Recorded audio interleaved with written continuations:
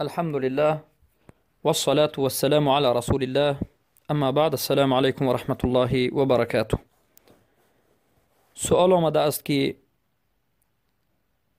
آیا پیش از 4 ماه شدن کودک در بطن مادر، در جنین، در شکم مادر اسقاط کردن یعنی ابورت کردن جایز است؟ این سوال است. یعنی تا آن زمانی که به کودک روح دمیده می شود، که معروف است، حدیث اومده است که روح بعد از 4 ماه می دمد در 120 روزگیش. تا 120 روزگی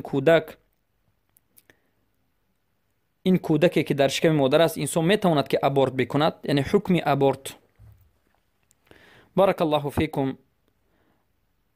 تمام علما اجماع نموده اند که بعد از این که کودک 120 روزه می شود، 4 ماه می شود و به وی روح دمیده می شود، ابورت کردنش حرام است و گویا که حکم قتل است، برای آنکه یک کودکی که روح دمیده شده است، روح دارد، جان دارد، این کودک روحدار و جاندان را گویا که انسان کشته است و این البته این یک کشتن است و این یک قتل است.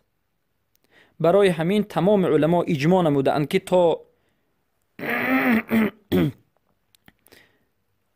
یعنی زمانی که روح می دمد، زمانی که کودک 4 ماه می شود، ابورت حرام است. اما تا 4 ماهگی، تا 120 روزگی، در درون این 1 ماه و 2 ماه و 3 ماه کودک را آیا ابورت کردن جایز است یا نیست؟ البته در این مسئله در بین علما اختلاف است. بعضی از علما جایز دانستند و بعضی از علما به شرط شروط جایز دانستند و بعضی از علما مطلقاً حرام کردند و قول راجح این است که این مطلقاً حرام است. ابورت کردن این چنین پیش از 4 ماهگی و بعد از 4 ماهگی در هر دو حالت حرام است. بارک الله فیکم. علما میگند زمانی که نطفه به درون رحم مادر در آمد و در رحم مادر این نطفه تبدیل به علقه شد، چخیلی که در حدیث آمده است بعد از این مضغه شد، علقه، مضغه، این نمود رو همه اش رو ابورت کردن حرام است. چخیلی که حدیث از عبدالله بن مسعود رضی الله عنه روایت شده است که میگن که رسول اکرم صلی الله علیه و آله به ما گفت: حدثنا رسول الله صلی الله علیه و سلم و هو صادق المصدوق ان احدكم يجمع خلقه في بطن امه 40 يوما نطفه ثم يكون علقه مثل ذلك ثم يكون مضغه مثل ذلك ثم يرسل عليه ثم يرسل الله إليه الملك فينفيه الروح ويؤمر بكتب رزقه أو ب4 كلمات: بكتب رزقه وجلي وعملي وشقي وسعيد. فوالله الذي لا إله غيره إن أحدكم لا يعمل بعمل أهل الجنة حتى ما يكون بينه وبينها إلا ذراع فيسبق عليه الكتاب فيعمل بعمل أهل النار فيدخلها. فمحل شاهدین است که رسول اکرم صلی الله علیه و سلم صادق المصدوق گفتند که هر آینه همه شما در بطن مادرش 40 روز اول نطفه می شود.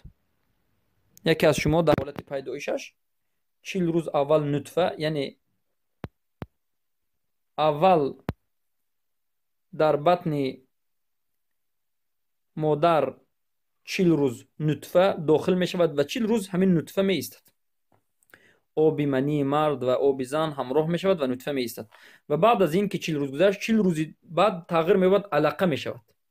40 روز علقه و بعد از این 40 روز دیگر که گذشت 80 روز شد، از 80 روز بالا تا 120 مضغه می شود و بعد از این که 120 روزه شد، ملائکه از جانب الله میاد به امر الله به همین کودک 120 روزه روح می دمد و بعد از این به 4 کلمه امر میده، یعنی 4 کلمه رو می نویسد: رزقش رو، عملش رو، اجلش رو، کی مردنش رو، خوشبخت یا سقی یا شقی یا سعید بودنش رو می نویسد.